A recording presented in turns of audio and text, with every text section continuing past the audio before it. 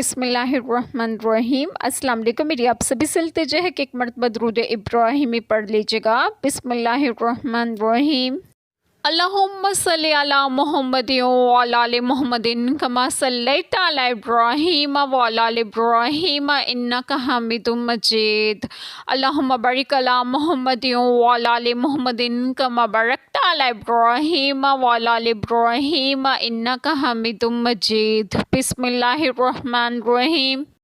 اور یہ ہماری دلیل ہے کہ ہم نے ابراہیم علیہ السلام کو اس کی قوم پر عطا فرمائے، ہم جسے چاہیں درجوں بلند کریں، بے شک تمہارا رب علم و حکمت والا ہے۔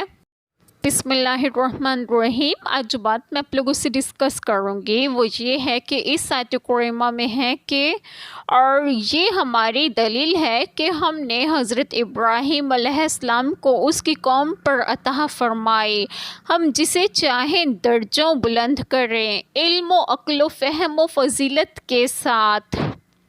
جیسے کہ حضرت ابراہیم علیہ السلام کے درجے بلند فرمائے دنیا میں علم و حکمت و نبوت کے ساتھ اور آخرت میں قرب و ثواب کے ساتھ، بے شک تمہارا رب علم و حکمت والا ہے۔ اس حجت سے مراد توحید کے دلائل ہیں جو قوم کے مقابلے میں حضرت ابراہیم علیہ السلام نے پیش کیے۔ یہ دلائل اللہ تعالیٰ نے قوم کے مقابلے میں حضرت ابراہیم علیہ السلام کو عطا فرمائے تھے۔